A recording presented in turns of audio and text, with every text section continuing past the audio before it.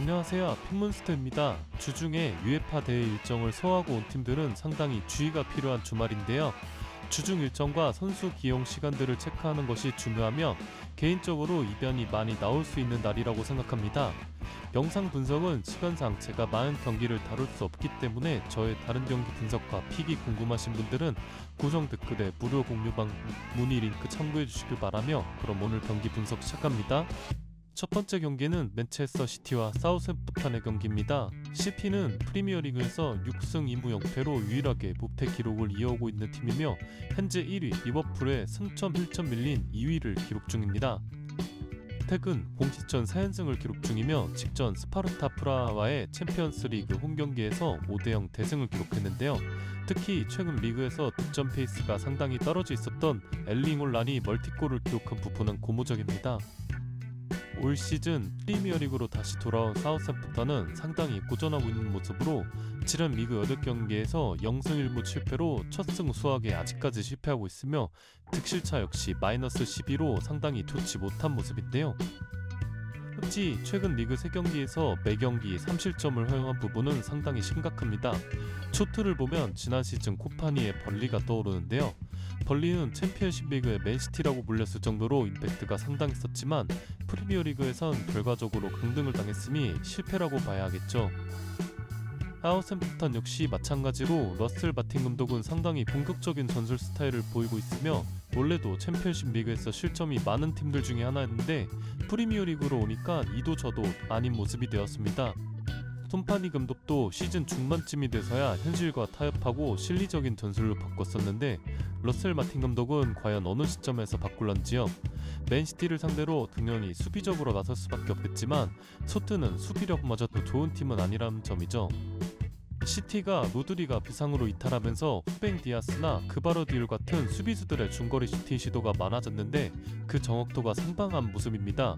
지난 울브스전에선 그바르디올의 멋진 중거리 슈팅 득점이 나오기도 했었죠. 제가 지난 풀럼전이나 울브스전에선 맨시티의 반대팀 프렌을 추천드렸었는데 오늘은 프렌을 갈 건덕지가 거의 보이지 않습니다. 오랜만에 맨시티의 마인을 추천드리며 축구에서 마이너스 2.5 핸디캡 배팅을 그닥 좋아하진 않지만 이 경기는 가능성이 꽤 높다고 봅니다. 두 번째 경기는 에버튼과 풀럼의 경기입니다. 제가 지난 에버튼과 입스위치 경기 분석 때 션다이치 감독의 팀이 드와이트 백리를 중앙 공미로 기용하기 시작하면서 경기력이 많이 올랐다고 언급하며 에버튼의 승리를 추천드렸었는데요. 결과는 에버튼의 2대0 승리였습니다. 제가 시즌 초반에는 션다이치 감독이 견질당할 것 같다면서 반대팀만 추천했다가 지금은 또 스탠스가 바뀐 모습이죠. 경기 예상을 하는 게 아무래도 보여진 것들을 토대로 할 수밖에 없다 보니 이런 냄비 군상은 어쩔 수가 없는 것 같습니다. 드와이트 맥닐은 이번 시즌 리그에서 정말 수준급의 모습을 보여주는 찬스 메이커 중에 하나로 직전 경기에서도 어시스트를 하나 추가하며 이번 시즌 리그에서 3골과 3개의 도움을 기록 중입니다. 아마도 칼버트 르윈이 득점 찬스들을 말아먹지만 않았더라면 적어도 2개의 도움은 더 있었을 겁니다. 풀럼은 시티와 빌라로 이어지는 강팀들과의 일정에서 2연패를 기록했습니다. 마르코 실바 감독의 풀럼도 제가 이번 시즌 주목해서 봐야 할 팀들 중에 하나라고 얘기했었는데요. 직전 경기 빌라를 상대로 경기 초반부터 몰아치며 선제골을 기록하기도 했었지만 후반전 안데르센의 퇴장 이후 경기 분위기가 급격하게 기울었었죠. 우무적인 건 라울 히메네즈가 무니즈를 밀어내고 선발로 뛰기 시작하면서 최근 리그 5경기 중 4경기에서 득점을 기록했습니다. 과거 울브스 시절 아다마 트라오레와 함께 정말 많은 득점을 기록했던 선수인데 뇌진탕 부상 이후 폼이 급격하게 떨어졌다가 이번 시즌 다시 살아나는 모습입니다. 루아이 만데르센이 징계로 출전할 수 없는 부분은 꽤나 큽니다. 발밑 능력이 상당히 좋은 수비수로 이 선수의 정확한 롱패스 한 방으로 풀럼이 기회를 잡아내는 장면들이 꽤나 많거든요. 대체 자원은 이사 디오프인데 피지컬적으로는 뛰어난 수비수이나 발밑 능력은 상당히 떨어진다는 단점이 있습니다. 에버튼이 시즌 초반 상당히 많은 승점을 까먹으며 현재 16위까지 비춰진 상태인데 최근 에버튼의 경기력이 많이 올라왔고 무엇보다 지난 시즌 구디슨 파크에서 보여줬던 에버튼의 모습을 떠올린다면 이 경기는 에버튼의 승리 또는 플러스 0점 핸디캡 승리로 추천드립니다.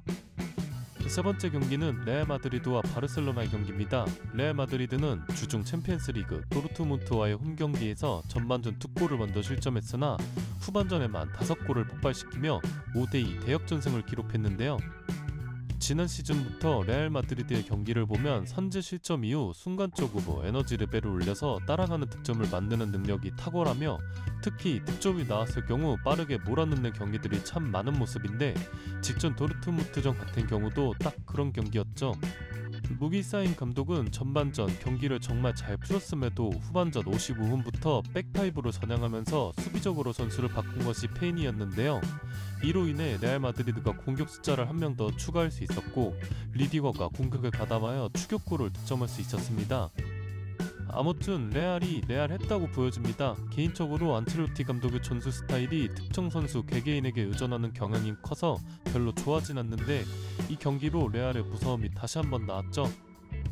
바르셀로나도 주중에 챔스 경기가 있었고 바이에른 뮌헨을 상대로 하피냐의 해트트릭에 힘입어 4대1 대승을 기록하며 바이언전 6연패를 끌어냈습니다.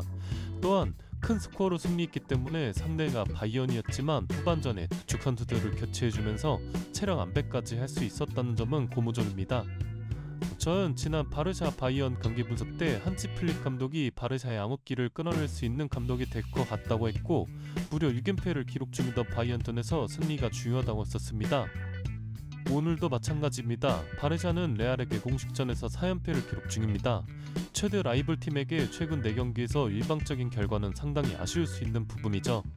엘클라시코는 무승부 비중이 상당히 낮고 거의 승패로 갈렸었다는 점에서 저는 과감하게 바르셀로나 역배도 괜찮아 보이고요. 유튜브 추천픽은 안전하게 바르샤 플러스 0점 핸디캡 승리입니다. 네 번째 경기는 브렌트포드와 입스위치의 경기입니다. 제가 원래 시간순으로 경기를 정렬하는데 원래 3경기만 하려다가 좋아 보여서 추가하게 된 경기입니다. 입스위치 얘기를 먼저 해보면 키어런 맥케나 감독이 지휘봉을 잡고 팀을 3부 리그에서 1부 리그까지 고속으로 승격시킨 부분은 정말 높게 평가해야 할 부분이나 프리미어 리그에서 경쟁력은 많이 떨어져 보이는 것이 사실입니다. 물론 개막전 리버풀전 전반전에 보여준 경기력이나 이후 풀럽, 브라이튼, 빌라 같은 팀들을 상대로 무승부를 이끌어내는 끈끈한 부분들도 있긴 하지만 최근 2연패 과정이 너무 좋지 않았습니다. 결과적으론 리그 8라운드까지 승리가 없는 모습이죠. 브렌트포드는 지난 시즌 아이번 토니의 도박 이슈 징계 그리고 에러니키와 리코엔미 두 핵심 좌우 풀백들의 장기 부상으로 힘든 시즌을 보냈습니다. 그로 인해 후반기까지도 강등권에서 자유롭지 못했었죠. 브렌트포드가 강등권을 벗어나게 된 계기는 하위권 팀들과의 경기였는데 셰필드와 루턴을 상대로 승점 6점을 쌓으면서 비로소 강등권에서 자유로워질 수 있었습니다. 또한 경기 내용 역시 상당히 좋았었고요. 이번 시즌도 울버햄튼과 사우샘프턴을 상대로 좋은 경기 내용 끝에 승리를 기록했었죠. 오늘 경기는 승격팀이자 하위권 팀인 입스위치와의 경기라는 점에서 저는 최근 브렌트포드가 보여준 모습을 다시 한번 믿어보고 싶다는 생각에 브렌트포드의 승리로 추천드립니다.